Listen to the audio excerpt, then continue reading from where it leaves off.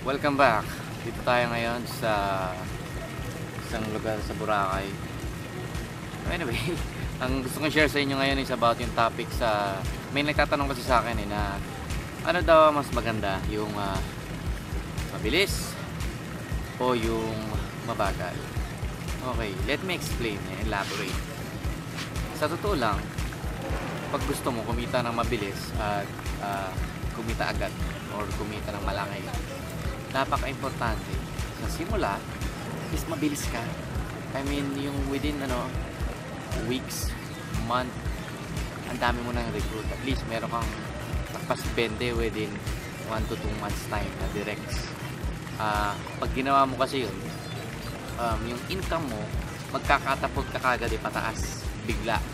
So in a way, gaganda agad income mo. So, na-excite ka, yung grupo mo na-excite din. And of course, tuloy-tuloy yung momentum na yun. Ngayon, minsan, hindi lahat kaya gawin yun. Aminin natin, hindi lahat halimaw. Hindi lahat aggressive, hindi lahat ganun ka-confident. Okay? Usually, nakakagawa, ayun yung talagang sobrang decidido, sobrang halimaw, sobrang talagang confident sila, may authority sila, kaya pa nagsasalita sila. Yung mga ini-invite nila, talagang nagtitake in. Okay? Ganun pa man, kahit na hindi ka ganun kabilis, hindi ka ganun galing o kalakas, may possibility pa rin kumita ka na malaking pera. It would just take time. Paano? Itinatawag nilang slow is fast. Sa umpisa, pag part-timer ka, wala ka talaga experience, medyo mabagal. Ako, ganun na din ako sa sa ganung klaseng mundo.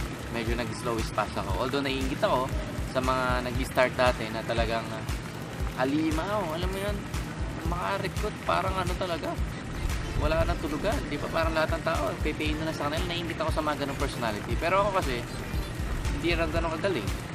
Hindi ako ganun kumbaga convincing o confident na pumpisa, pero masino pa ako, matyaga. Tapos nag-slow is fast ako, dahan-dahan, may nare-recruit pa isa-isa, dalawa, until dumating yung time kaya ko na mag-get ng sobrang dami within 1 month. Okay, minsan nga umabot ako sa 10, ganyan, weeks lang yun, week.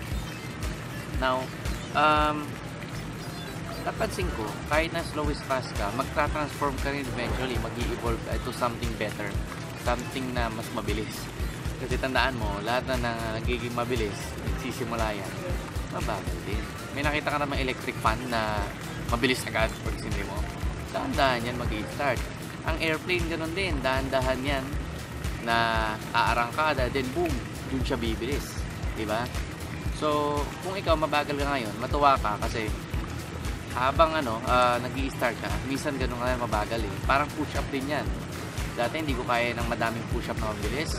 Nag-start ako pa isa-isa lang. Ngayon, sobrang bilis ka naman push-up. Diba? Na dati, wala kang pakialam sa push-up na yun. So, ang point ko lang dito sa aking share sa inyong idea ngayon is that